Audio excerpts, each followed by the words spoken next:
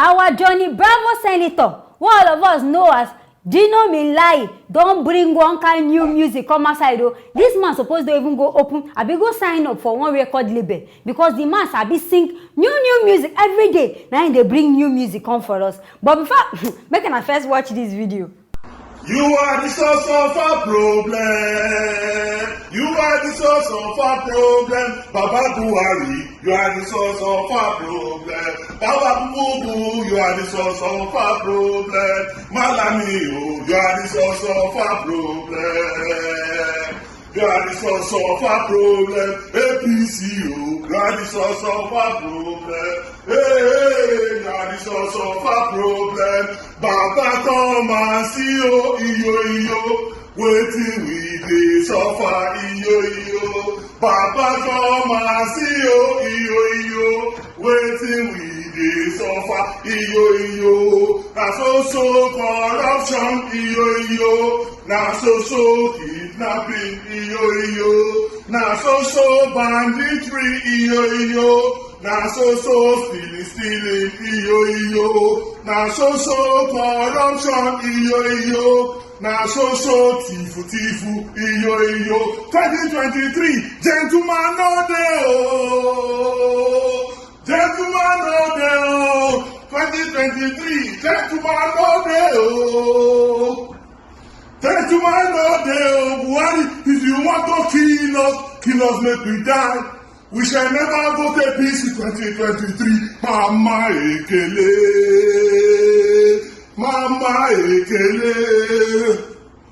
Una see as this music dey jump, you see me go and dey listen to, I dey dance, I dey enjoy the music. But this man, wetin he dey talk? He dey talk in mind though. He talk say, Bobu, na him because of our problem for this UAR where we dey. Because no be Nigeria again now. Now UAR. Say na Bobu, na him be the problem. Say APC, na him be the problem. Say corruption dey, kidnapping dey, stealing dey.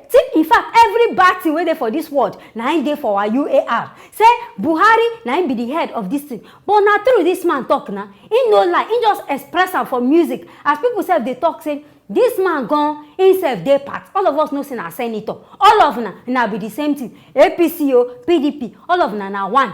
Una come this country say now, this man now wey dey even do this video, he no dey Nigeria o. As the matter be, he don go sit down for abroad, come sit down, relax, dey do video. Say, hey, this one, the one wey shock me, na the Tom wey come give us for the ending. Wetin concern us wey dey tell us in Tom? Go face, if na dey get senator meeting, abi any presidential, make you go sit down, face Buhari, tell am this thing by yourself. Because this one wey you go sit down for Kafanchan, dey do all this kind of video. Say, wetin you change? You no change anything. You sef, you dey part, you dey among people wey dey corrupt this country. And in fact, if you want a dress or abeg, daddy wa no vex. Abeg this kind of no vex. Wear clothes wey be say go free. No be something wey be say you go come look shapeless. Inside the video, your pot belle go come dey show. You come now what? You don old. Daddy, you don grow. Dey respect yourself. Respect your old age. Dress decent. Make people see you, use you as example. This one wey you do. Anyway, the music wey you sing is sweet. And they look say maybe sooner or later make you go open one kind music studio. Make they give us as e dey hot because we dey enjoy this music. If you listen to them well, you go enjoy this music as e be. But as e be, now I don't know wetin I wan tell this man no. Anyhow wey you see am, you now una dey close to this president. Make una go face am. If una do meeting, tell am. No be say video on. If they talk now, we no go see you again. You do this one now, you know dey Nigeria. See that for Nigeria, talk this thing, make we know wetin wan happen. Maybe you sef, sooner or later we go just hear say, Buhari don sack you, abi don do something for you. Make we see action. As e be like this, now here I go end this matter. Anything wey una feel, make una write am for the comment section. As I know say this music, abi na this video go make una sef laugh. Then make una no come forget to like, share and subscribe to this channel. As I go see una for our next video.